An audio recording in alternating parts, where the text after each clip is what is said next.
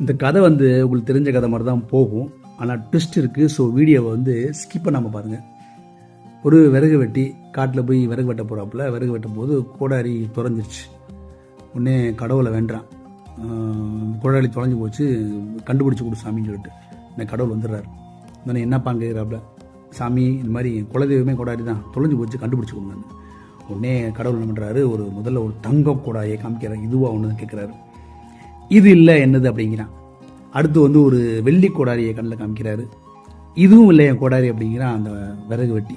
மூணாவது அவனோட கோடாரியை காமிக்கிறார். இதுதான் சாமி, இதுதான் சாமின்றான்.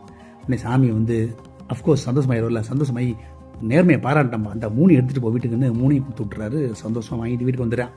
வீட்டுக்கு வந்து முன்னாடி நடந்த சொல்கிறான், இந்த மாதிரி கோடாரி தொலைஞ்சு போச்சு, கடவுள் வந்தார், இந்த மூணையும் கொடுத்து போயிட்டாருன்னே முன்னாடி ரொம்ப சந்தோஷம். ஏங்க நாளைக்கு என்னையும் வந்து காட்டுக்கு கூட்டு போங்க, நானும் வரம் கேட்கணும் சாமிகிட்ட, எனக்கும் வரங்கள்லாம் இருக்குதுன்னு. சரி வா, உன் ஆசையை கெடுப்பானேன்னு அடுத்த நாள் என்ன பண்ணுறான், காட்டுக்கு கூட்டிகிட்டு போகிறான். அவன் பொண்டாட்டி காட்டுக்குள்ள நுழைஞ்ச உடனே அங்கே சிங்கம் கர்ஜிக்கிற சவுண்டு கேட்குது. துண்டாக்கானம் துணியக்கானம் 2 பேரும் 6 பொறுப்பும் ஓடுறாங்க சிங்கத்தோட சவுண்டு கேட்ட உடனே. இதில் பொண்டாட்டி மிஸ் ஆகிடுது, இங்கே காணா போயிடுது. இவன் மட்டும் நம்மால் மட்டும் கரெக்டாக அந்த கடவுளை பார்த்த ஸ்பாட்டுக்கு வந்து நின்றுறாப்பு. உடனே திருப்பி கடவுள் அவரே வந்துடுறாரு. என்னப்பா இன்னைக்கு எனக்கு பார்த்து என்னத்தை தொலைச்ச அப்படின்னு கேட்குறாரு கடவுள். சாமி, இன்னைக்கு நான் பொண்டாட்டியை காணோம், கண்டுபிடிச்சி கொடுங்க அப்படின்றாப்புல. உடனே சாமி என்ன பண்ணுறாரு, முதல்ல நயன்தாரா கூப்பிட்டு வர்றாரு. இதான் பொண்டாட்டியா பாரு அப்படிங்கிறாப்புல. உடனே விறகு வெட்டி, ஆமாம் சாமி, இதான் என் பொண்டாட்டி அப்படின்றா. உடனே சாமி காண்டாயிராப்புல. டே, நேற்று வந்து கோடாரி அது இல்லை இது இல்லைன்னு கடைசியில் ஒழுங்காக நேர்மையாக வாங்கிட்டு போனவங்க கோடாரியை இன்னைக்கு நயன்தாரா காமிச்சோடனே வாயை பல்ல அழிக்கிறேன் அப்படின்னு சாமி கேட்குறாப்புல.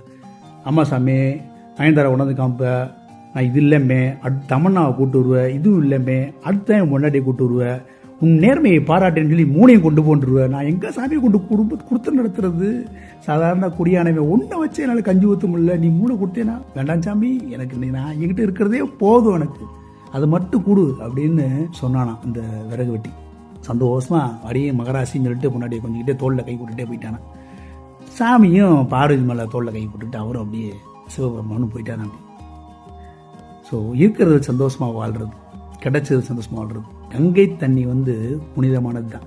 இந்த தாகத்துக்கு நம்ம கங்கை வரைக்கும் போக முடியும். வீட்டில் இருக்க கிணத்து தண்ணி தான் வந்து தாகத்தை தீர்க்கும். இன்னும் சொல்ல போனால் வீட்டில் இருக்க கிணத்து தண்ணி கங்கை தண்ணியோட சுத்தமானது. புரிஞ்சவன் பிஸ்தா. இருப்பதை வைத்து சந்தோஷமாக நிம்மதியாக வாழ்வோம். நல்ல சிந்தனைகளை விதைப்போம், நம்பிக்கை வளர்ப்போம். நன்றி.